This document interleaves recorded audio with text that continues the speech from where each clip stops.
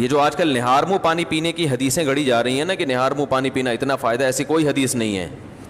ہمارے علم میں نہیں ہے کہ نبی صلی اللہ علیہ وسلم نہار منہ پانی پیا کرتے تھے. نارمل زندگی گزارنی چاہیے اچھے بچوں کی طرح. صبح صبح اٹھ کے گھڑے پہ جا کے یہ فریج پہ بوتلیں نکال کے پینا جبکہ پیاس بھی نہیں لگ رہی. تو ڈاکٹروں کی تحقیق ہوگی مگر یہ تحقیق بعد میں بدل بھی سکتی ہے. بہت ساری تحقیقات بدل گئی ہیں. تو نیچر سے کبھی نہ ہٹو,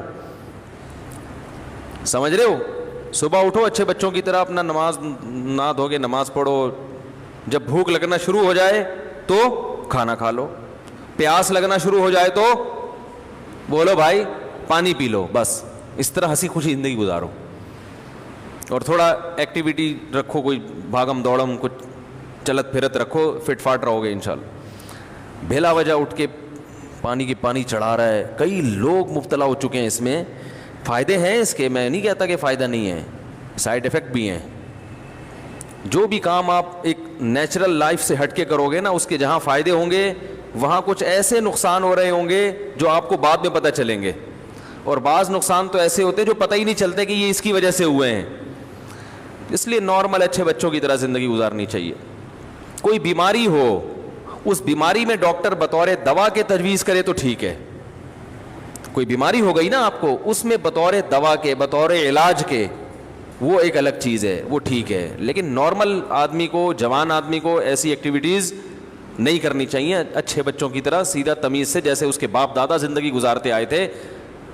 جانوروں کو دیکھا کبھی صبح اٹھتے ہی پانی پی رہے ہوں جا کے ہیں؟ صبح اٹھتے ہی سارے جانور, ان کو کیا چاہیے, بھوک لگنا شروع ہوتی ہے, کھانا کھاتے ہیں. تو نبی اسی طرح یہ بھی بہت ہے کہ کھانے کے بعد پانی نہ پیو, کھانے کے بعد پانی نہ پیو. سنا ہوگا آپ نے, سب سنتے ہیں کھانے کے بعد پانی زہر ہے, یہ ہے فلانا ڈمکانا ہے. اس بارے میں کچھ لوگ حدیثیں بھی بیان کرتے ہیں. نبی صلی اللہ علیہ وسلم کی سیرت جب ہم دیکھتے ہیں تو آپ صلی اللہ علیہ وسلم نے کھانے کے بعد پانی پیا بھی ہے, عمل سے بھی ثابت ہوتا ہے کہ پانی پیا ہے. اور نبی صلی اللہ علیہ وسلم نے جو قولی حدیث ہے اس سے بھی پتہ چلتا ہے کہ کھانا اور پانی ساتھ ساتھ ہیں. ابھی آدھا کلپ نہ بنانے, پورا ہونے دیں, تو ایسا نہ ہو آدھا کاٹ کے پیش کر دے. دیکھو حدیث میں آتا ہے رسول اللہ صلی اللہ علیہ وسلم گھر سے نکلے, شدید بھوک تھی آپ کو, شدید بھوک, پریشان ہو کے گھر سے نکلے. حضرت ابو بکر ملے, کیا مسئلہ ہے؟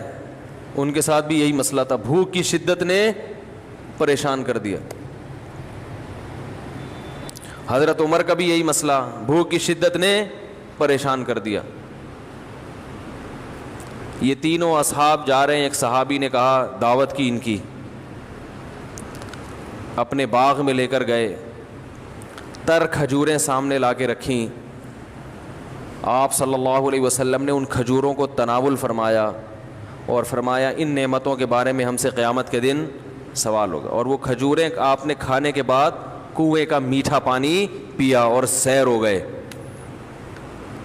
پانی پینے کا مزہ ہی کھانے کے بعد ہے. نہیں آ رہی سمجھ؟ جب شدید بھوک میں آپ کھجوریں کھاؤ گے اور اس کے بعد پانی پیو گے تو کیا مزہ نہیں آئے گا؟ کھجوریں کھا لیں, اب پیاس لگ رہی ہے آپ کا, نہ کھانے کے 3 گھنٹے کے بعد پانی, 2 گھنٹے کے بعد پانی, وہ بہت مصیبت ہے بھائی. یہ نیچر ہے, کھاتے ہی پانی پینے کا دل چاہتا ہے.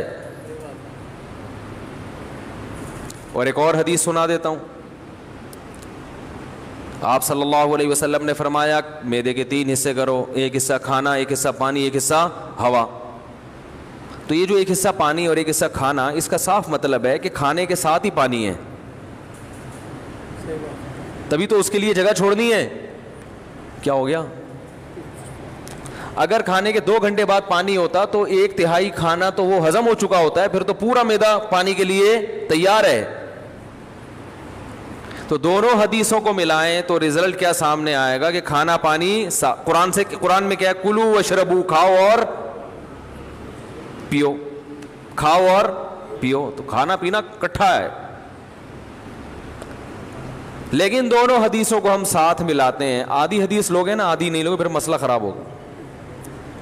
دونوں کو ساتھ ملاتے ہیں. ایک حدیث میں آ رہا ہے کھانے کے بعد آپ نے پانی پیا, اور کھجور کے بعد, جس میں عام طور پہ منع کیا جاتا ہے.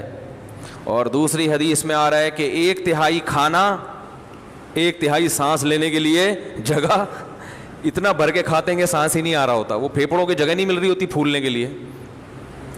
اور 1/3 پانی. تو پتہ یہ چلا کہ یہ پیشکش اس کے لیے ہے جو 1/3 کھانا کھاتا ہے. سمجھ میں آ رہی ہے بات؟ اتنا کھانا کھاؤ کہ پانی کے لیے جگہ ہو.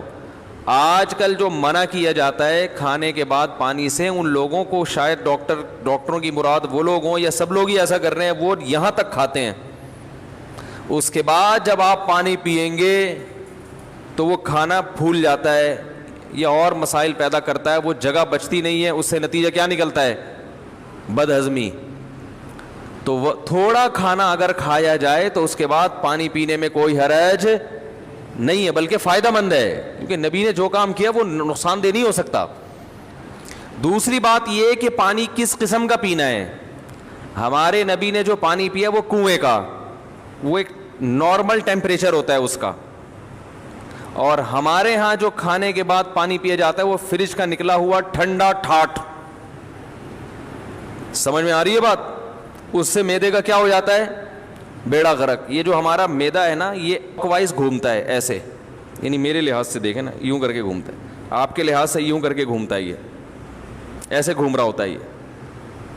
تو جب آپ ٹھنڈی ٹھاٹ چیز پانی اس میں ڈالتے ہو تو اس کی جو گھومنے کی حرکت ہے وہ سست ہو جاتی ہے، اور وہ جو کھانا ہے وہ مختلف قسم کے کھانچوں میں پھنس جاتا ہے. ٹھیک ہے نا؟ جیسے ایک چیز گھوم رہی ہو نا، کوئی چکی ہے جو اپنے گھوم رہی ہے پیس رہی ہے، تو ظاہر ہے فرق پڑتا ہے نا، اس کی رفتار سلو ہو جائے تو معدے کی رفتار ٹھنڈے ہونے کی وجہ سے کیا ہو جاتی ہے؟ تو اس سے قبض ہوتا ہے اور درجنوں بیماریاں پیدا ہوتی ہیں. تو پانی کھانے کے بعد پی سکتے ہیں آپ، بشرطے کہ کھانا آپ نے تمیز سے کھایا ہو اور پانی کا ٹیمپریچر بہت زیادہ کم نہ ہو، ٹھنڈا پانی نہ ہو. سمجھ رہے ہیں کہ نہیں سمجھ رہے؟ تو اس بارے میں جو حدیثیں پیش کی جاتی ہیں نا کھانے کے بعد پانی نہ پینا، وہ صحیح نہیں ہے. اور اگر گرم پانی پیا جائے جو چولہے کا گرم ہو، وہ تو ہاضمے میں اور مدد دیتا ہے، جو کہوا جسے کہتے ہیں، وہ تو اور تھوڑی مدد دیتا ہے ہاضمے میں. لیکن میں نوجوانوں کو کہتا ہوں وہ نہ پئیں، تمیز سے زندگی گزاریں، بس پانی پئیں آرام سے.